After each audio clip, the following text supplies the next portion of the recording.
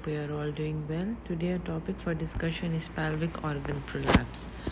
What is prolapse? Prolapse is a protrusion of an organ or structure beyond its normal confines. ठीक है, क्या आपके जो prolapse क्या होता है, एक नॉर्मल पोजीशन से अपना एक स्ट्रक्चर है वो अपना पोजीशन चेंज कर ले तो that is prolapse. Prolapse is classified according to location and organs contained within them.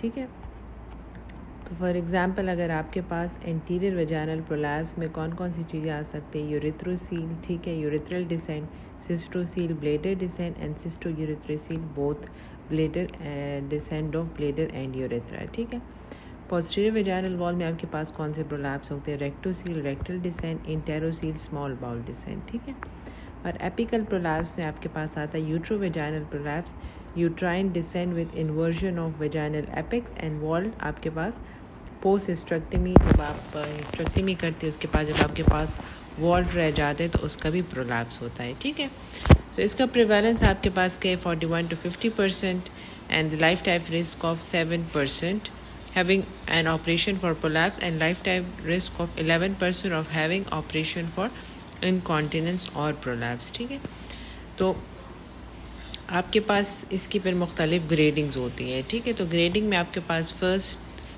Degrees होती है. ठीक है, तो डिग्रीज आपके पास कौन कौन सी, first degree, second degree and third degree.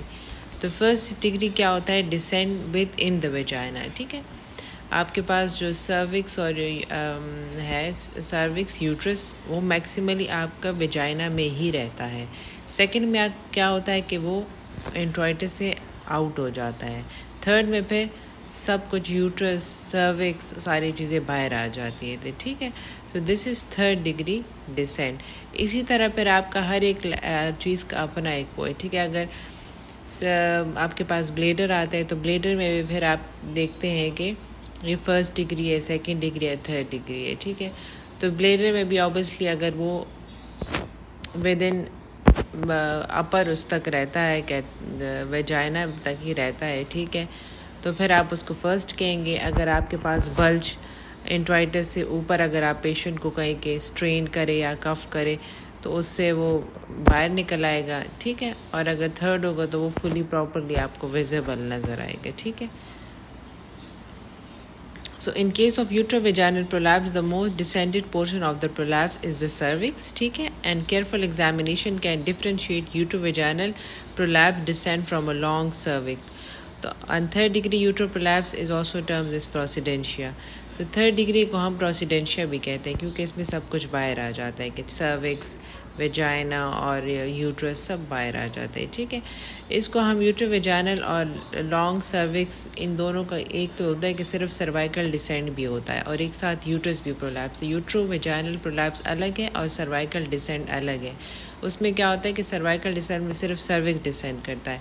Cervix की फिर डिग्रीज होती है कि सर्विक्स फर्स्ट डिग्री डिसेंट है, सेकेंड डिग्री डिसेंट है या थर्ड डिग्री पूरा बाहर आया हुआ. यूट्रस वेल सपोर्टेड है लेकिन सर्विक्स में इशू है. ठीक है, सो आपके पास फिर इसके डिफरेंट कॉजेज़ हैं. क्या क्या कॉजेज़ आपके पास हो सकती हैं. एक आपके पास मोस्ट इम्पॉर्टेंट कॉज जो आपके पास है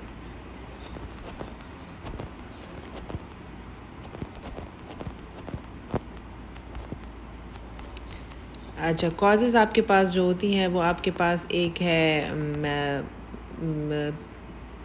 एजिंग है. ठीक है, और चाइल्ड बर्थ.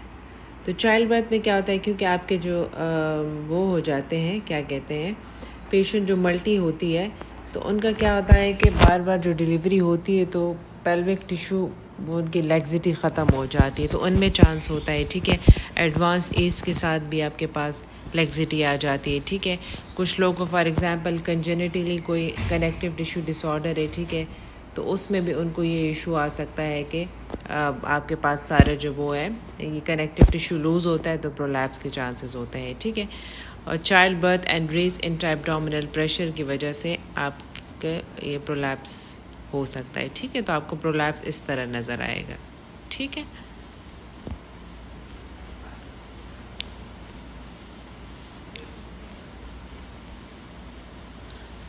ठीक है। तो एजिंग हो गया, और दूसरा है कि post op poor attention to vaginal wall support at the time of hysterectomy lead to wall prolapse.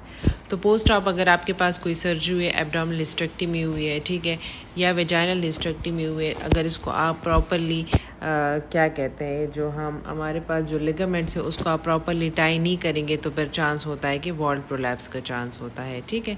तो उसमें फिर आप पोस्ट ऑपली आप इन ऐसी पेशेंट में हम यूजुअली वो कर लेते हैं, जो आपके पास यूट्रोसेक्रल लिगामेंट है उसको हम टाई करते हैं, ठीक है, जिसको हम मैकल गल्डोप्लास्टी कहते हैं।